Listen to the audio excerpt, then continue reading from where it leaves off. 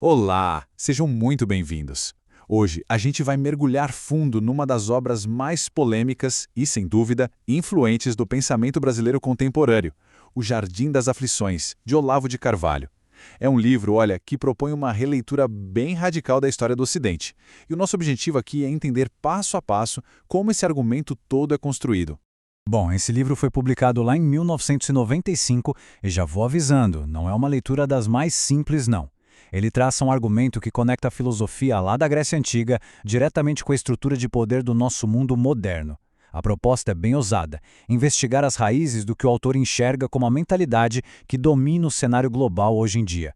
Essa citação, que a gente tira logo da nota do editor, já entrega a tese central e, vamos combinar, bem provocadora da obra.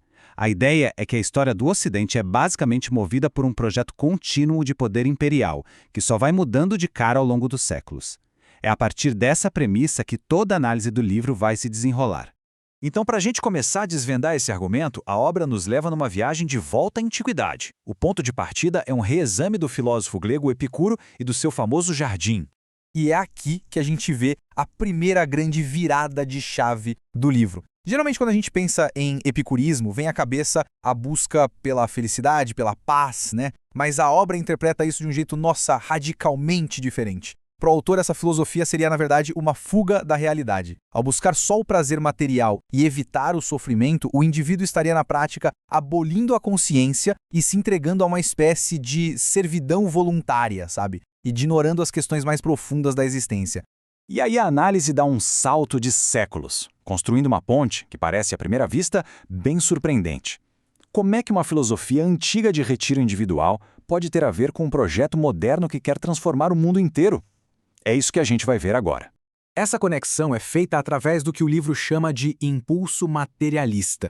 A obra vai argumentar que a mesmíssima base filosófica que levou Epicuro a se retirar do mundo é a que impulsiona um outro pensador fundamental para a modernidade, Karl Marx. Então, o ponto crucial é este.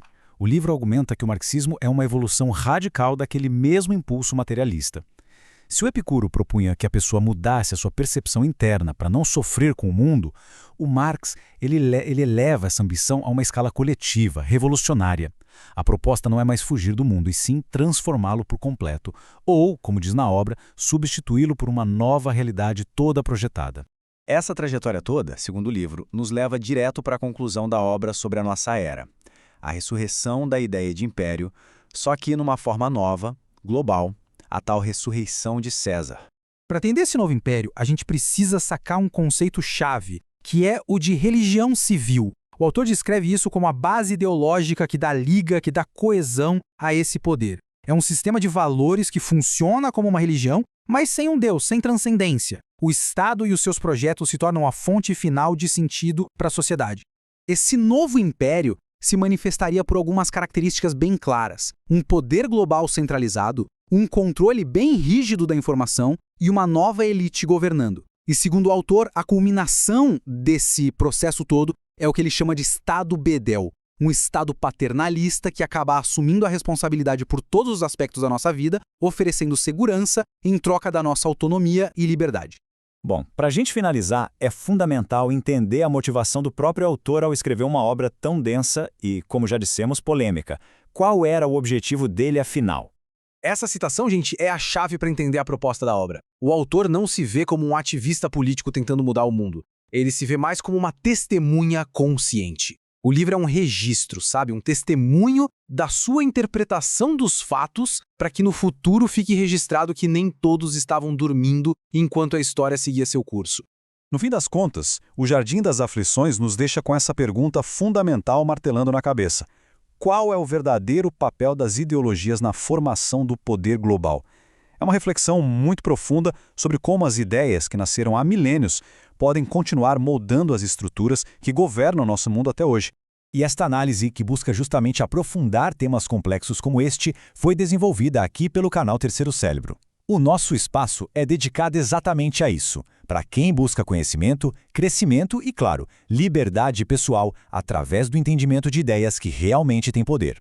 Se você gostou de mergulhar nesse tema com a gente, que tal considerar apoiar o nosso projeto? Um like, um comentário com suas reflexões, um compartilhamento.